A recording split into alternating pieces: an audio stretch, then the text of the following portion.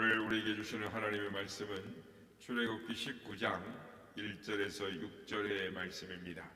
출애굽기 19장 1절에서 6절까지의 말씀을 교독하시고 마지막 절은 함께 합독하도록 하겠습니다.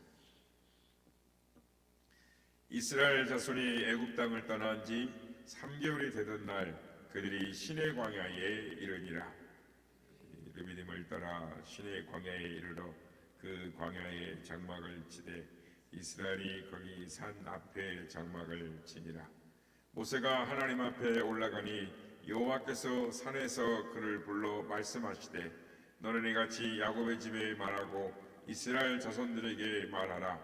내가 애굽 사람에게 어떻게 행하였음과 내가 어떻게 독수리 날개로 너희를 업어 내게로 인도하였음을 너희가 보았느니라. 세계가 다 내게 속하였나니 너희가 내 말을 잘 듣고 내 언약을 지키면 너희는 모든 민족 중에서 내 소유가 되겠고 너희가 내게 대하여 제사장 나라가 되며 거룩한 백성이 되리라. 너는 이 말을 이스라엘 자손에게 전할지니라. 아멘. 할렐루야. 오늘도 우리 예배 가운데 함께 하신 주님을 찬양합니다. 그리고 오늘 예배를 통해서 우리를 향하신 하나님의 그 크신 사랑과 은혜를 깨달음으로 주님 앞에 찬양과 경배로 나아가는 우리 모두가 되시길 예수님의 이름으로 축복합니다. 오늘 본문은 하나님께서 이스라엘을 이 애굽에서 출애굽하신 그러니까 구원의 목적을 말씀을 하고 있습니다. 그러니까 이스라엘 백성들이 애굽 노예 상태에서 하나님의 크신 구원을 입게 된 것은 이제부터 너네들 마음대로 살아라 라고 해서 구원하고 불러내신 것이 아니라 하나님의 소유로서 온 세상의 제사장 나라로서 그의 거룩한 백성으로 불러내셨다라는 것입니다. 그리고 이런 내용으로 오늘 보면 19장에서 24장까지의 내용을 쭉 말씀을 하고 있습니다. 그러니까 하나님과 이스라엘 백성들 사이에서 언약이 체결이 되는 것이죠. 그러니까 한마디로 하나님과 이스라엘 백성 간의 계약이, 즉 쌍방 간의 계약이 체결이 된 것입니다. 그런데 하나님과 계약이 이스라엘 백성들과 체결되었다. 그러니까 이 말은 조금은 우스꽝스러운 말입니다. 그러니까 말이 안 되는 이야기입니다. 어떻게 창조주 하나님과 천한 이 낮고 죄악된 이 피조물이 하나님과 이렇게 계약이 체결이 될 수가 있겠습니까? 계약이란 이 쌍방 간의 동등한 인격을 가졌을 때 가능한 것입니다. 그러므로 하나님과 이스라엘 백성은 창조주와 피조물로서 동등한 인격과 동등한 이 자격이 없습니다. 그러니까 계약이 체결될 수 없는 것이죠. 그렇다면 하나님께서 계약을 맺어 주셨다라는 것은 우리를 어느 어떤 수준에서 우리를 인정해 주셨는가를 우리는 말로 표현할 수 없는 하나님의 크신 은혜라는 것입니다. 그러니까 시내산에서 하나님과 이스라엘 백성들 사이에 맺어진 계약, 언약은 하나님께서 야곱, 아브라함과 이삭과 야곱에게 하신 말씀, 즉 그 언약을 따라서 지금 이루어내고 계시는 것입니다. 이렇게 언약을 맺어 주신 것은 사실은 하나님께서 이 언약에 스스로 매이시겠다라는 것입니다. 그러니까 이것이 얼마나 큰 은혜인지 우리는 모르는 것입니다. 마찬가지로 우리가 예수님을 믿으면 죄의 사함을 받고 영생을 얻는다라는 이 새 언약, 이것이 얼마나 대단한 내용인지를 제대로 알기만 하면 우리가 기쁨과 감격뿐만 아니라 하나님 앞에 우리의 모든 것을 바치고도 갚을 수 없는 큰 은혜라는 것을 우리는 알게 되는 것입니다. 오늘 시간에는 오늘 본문에 나와 있는 내용을 살펴봄으로 은혜를 나누고자 하는 것입니다. 오늘 성경을 묵상하면서 깨닫게 되는 것은 하나님의 말씀은 묵상하면 묵상할수록 성경의 모든 내용의 이 내용들이 숨겨진 영적인 의미가 있다라는 것을 깨닫고 놀람을 금치 못한다는 것이죠. 먼저 하나님께서 이 이스라엘 백성들과 언약을 맺으신 이 때와 장소를 살펴보겠습니다. 1절 말씀 보면 이스라엘 자손이 애굽 땅을 떠난 지 3개월이 되던 날 그들이 시내 광야에 이르니라. 하나님께서 이스라엘 백성들과 시내산에서 언약을 맺으십니다. 그런데 애굽에서 시내산까지 이렇게 제대로 오면은 3일이면 올 수 있습니다. 그런데 3개월, 즉 50일 만에 여기 길을 왔습니다. 그러니까 왜 50일 걸려서 왔을까요? 3일이면 올 수 있는 건 길을.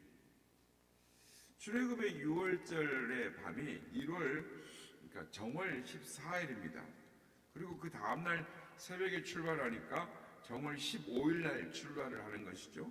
그러니까 물론 그 전에 쓰던 달력이 있습니다.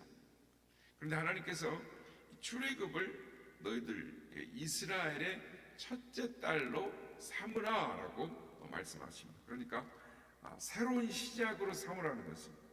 그래서 그렇게 출발해서 시내산에 이르게 된 시기가 제3개월이 되던 날이다라고 말씀합니다. 이것은 출애굽하고 나서 세 번째 달이 되었다라는 것입니다. 그러니까 50일이 된 것입니다.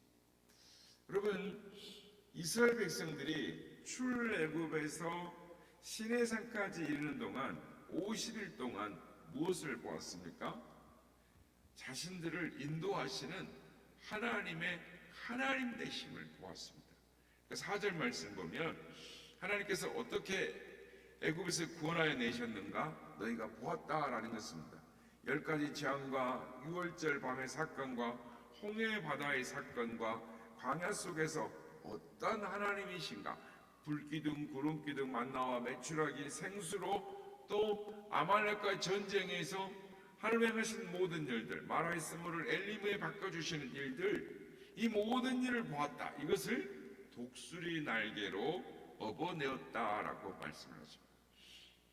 다른 새들은 둥지를 옮길 때에 부리로 물어 나르는데, 그러나 독수리는 날개로 업어서 간다라고 합니다. 그리고 공중에서 일부러 떨어뜨렸다가 다시 날개로 받아 올리기도 한다는 것입니다. 그렇게 해서 훈련을 시킨다라는 것이죠. 하나님께서 이스라엘 백성들에게 이런 광야의 훈련을 시킨 것은 하나님의 살아계심을 맛보게 하셨다라는 것입니다. 과연 세계가 누구의 손에 달렸는가? 광야에서 하나님은 과연 무엇을 우리에게 먹고 먹이셨는지, 전쟁은 누구에게 속한 것인지 친히 목격하게 하셨다라는 것이죠. 그리고 그들의 오만과 불평에도 불구하고 시내산까지 이끌어 오셨습니다. 그리고 나서 언약을 체결을 하시는 것이죠. 이것은 마치 우리가 하나님의 자녀된 것과 같습니다. 십자가의 사건과 성령의 인치심을 우리는 깨닫게 하는 겁니다. 그러니까 우리가 죄악과 불순종에 하나님을 모르고 있을 때에도 주께서 십자가의 죽으심으로 우리를 사랑하시는 하나님의 사랑을 보여주시고 증거하셨던 것처럼, 그리고 성령께서 오셔서 우리를 인쳐주시고 하나님의 자녀로 삼으신 사건과 같은 맥락에 있다라는 것입니다. 그러니까 이스라엘이 출애굽 후에 시내산에 이르기까지 50일이 걸렸습니다. 예수님께서 십자가에서 죽으시고 성령이 오시기까지 50일입니다. 그러니까 부활하신 후 예수님께서 40일 동안 제자들에게 나타나셨는데 그때 무엇을 하셨는가?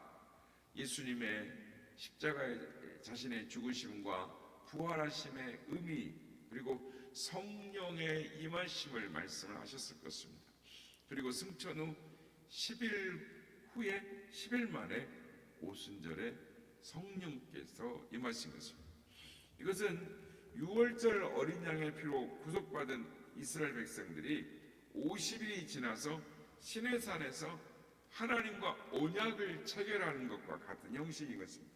그러므로 우리는 성령의 임하심을 인을 쳤다라고 말을 하는 것입니다. 그러니까 하나님께서 너는 내 거다, 너와 나의 계약이 체결됐다, 그리고 도장을 확 찍는 것과 같은 것입니다. 즉 계약을 맺는 것과 같은 것입니다.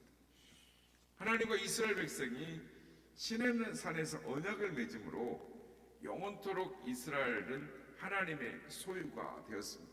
그리고 하나님 나라의 제사장이 되었고, 하나님은 영원토록 이스라엘의 하나님, 그들의 하나님이 되셨고, 그들의 보호자가 되시고, 하나님의 영광을 그들 가운데 두시겠다라고 약속을 하십니다. 그래서 이 내용을 요한복음 14장에 보면 주님께서 이것을 다르게 말씀하십니다. 요한복음 14장 16절 17절에 보면 내가 아버지께 구하겠으니 그가 또 다른 보혜사를 너에게 주사 영원토록 너희와 함께 있게 하리니 그는 진리의 영이라. 세상은 능히 그를 받지도 못하나니 이는 그를 보지도 못하고 알지도 못함이라. 그러나 너희는 그를 아나니 그는 너희와 함께 가시며 또 너희 속에 계시겠음이라 라고 말씀합니다. 그러니까 예수님께서 말씀하신 대로 성령께서 오순절날 임하셨습니다.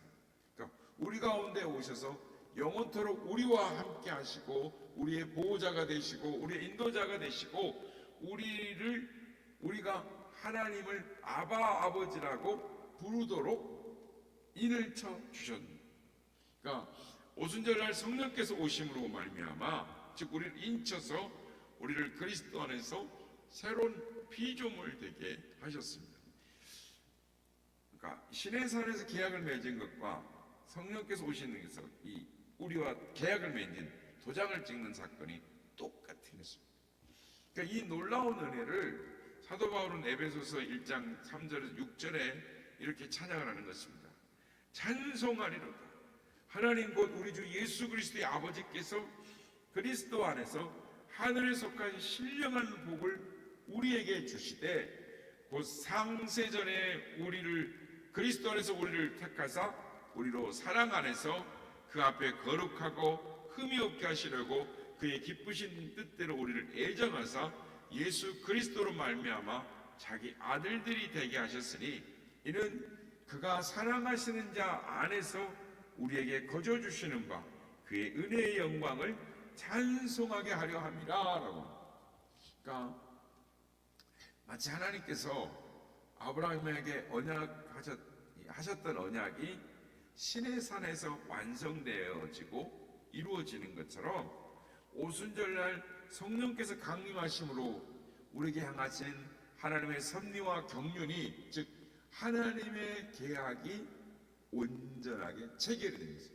성령님의 오심으로 하나님이 우리에게 태초 전부터 예수 그리스도 안에서 말씀하시고 약속하셨던 그 언약이 이루어지고 완성이 되었다라는 것입니다.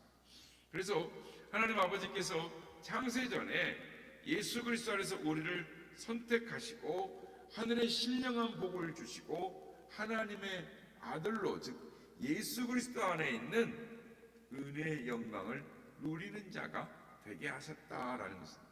그래서 우리는 성령께서 오심으로 말미암아 그리스도 안에서 그 약속하였던 모든 것들 즉 새로운 피조물이 되는 것입니다. 그래서 주님께서 이 내용을 겟세마네 동산에서 우리를 향하신 하나님의 섭리와 예정을 또 한 번 말씀하십니다. 한번 찾아보겠습니다. 요한복음 17장 20절에서 26절 말씀입니다. 요한복음 17장 20절에서 26절 말씀. 그러니까 시내산에서 이루어졌던 구약의 사건들이 신약에서 완성되어지는 것들을 우리에게 보여주고 있습니다. 20절부터 20절부터 26절 말씀을 같이 함께 읽어보겠습니다. 시작. 내가 비옵는 것은 이 사람들만 위함이 아니오 또 그들의 말로 말미암아 나를 믿는 사람들 위함이니 아버지여 아버지께서 내 안에 내가 아버지 안에 있는 것 같이 그들도 다 하나가 되어 우리 안에 있게 하사 세상으로 아버지께서 나를 보내신 것을 믿게 하옵소서. 내게 주신 영광을 내가 그들에게 주었사오니 이는 우리가 하나 된 것 같이 그들도 하나가 되게 하려 함이니이다. 곧 내가 그들 안에 있고 아버지께서 내 안에 계시어 그들로 온전함을 이루어 하나가 되게 하려 함은 아버지께서 나를 보내신 것과 또 나를 사랑하신 같이 그들도 사랑하신 것을 세상에 알게 하려 함이로소이다. 아버지여 내게 주신 자도 나 있는 곳에 나와 함께 있어 아버지께서 창세전부터 나를 사랑하심으로 내게 주신 나의 영광을 그들로 보게 하시기를 원하옵나이다. 의로우신 아버지여 세상이 아버지를 알지도 못하여도 나는 아버지를 알았사옵고 그들도 아버지께서 나를 보내신 줄 알았사옵나이다.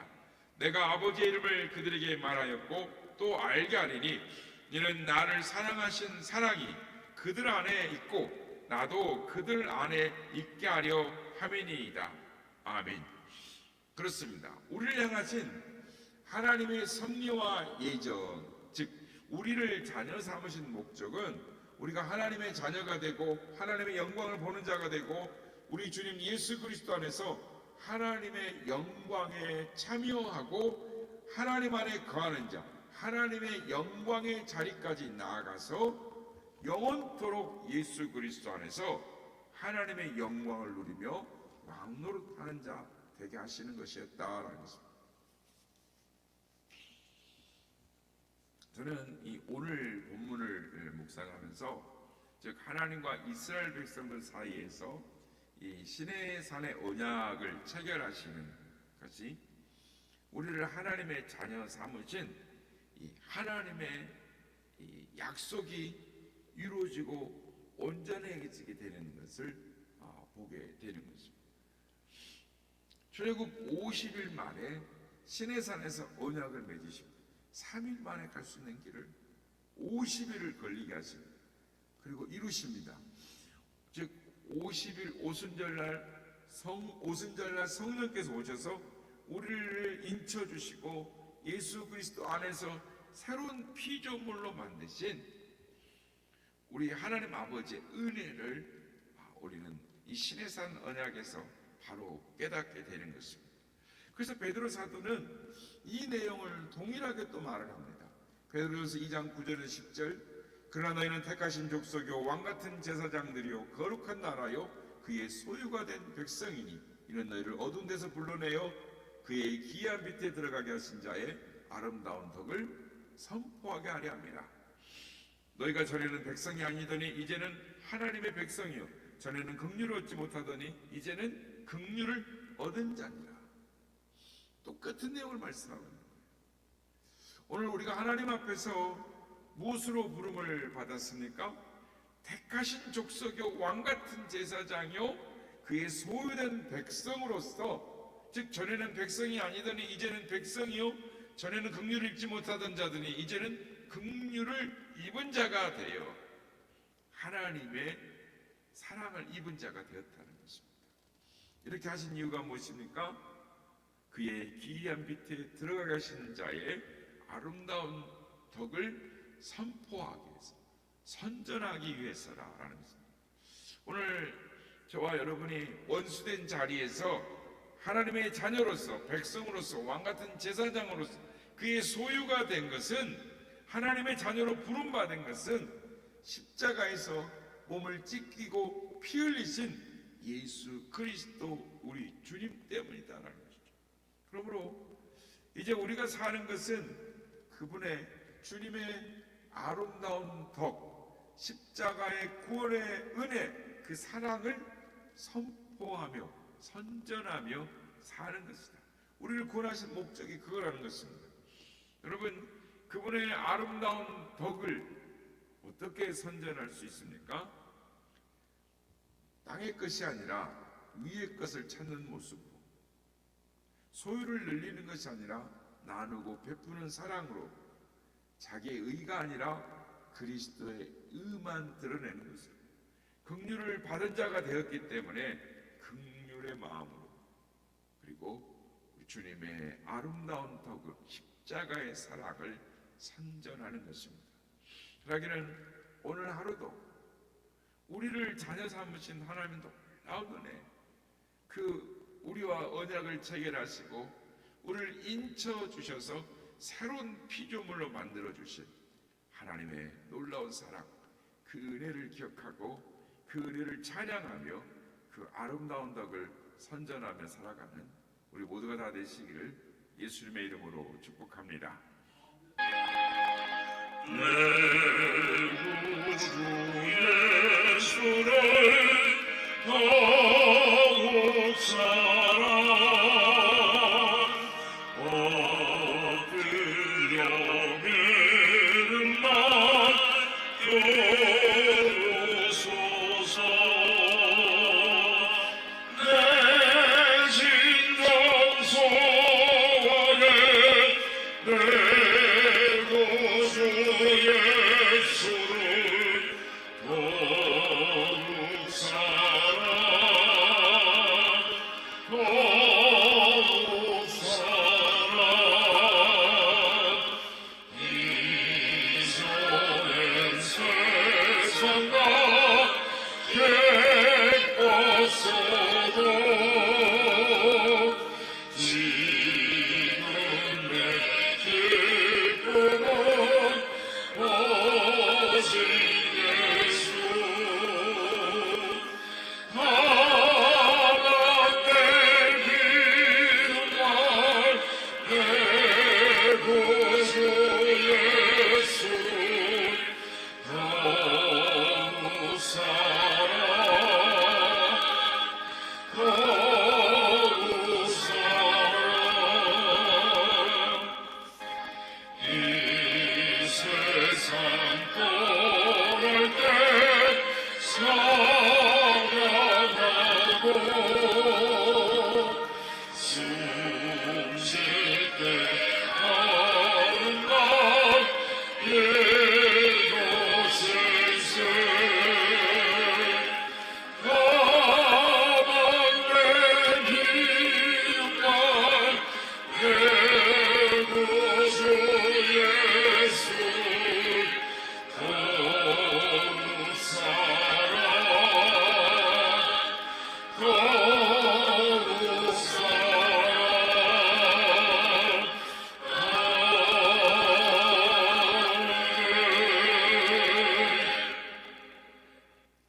시내산의 언약이 체결되는 것을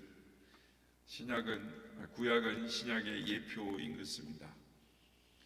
이 사건을 두고 사도 바울도 사도 베드로도 또한 예수님께서도 친히 증거하시고 또한 모든 이 시내산에 이루어졌던 놀라운 계약의 의미가 무엇인지 겟세마네 동산의 기도로서 우리에게 알려주십니다.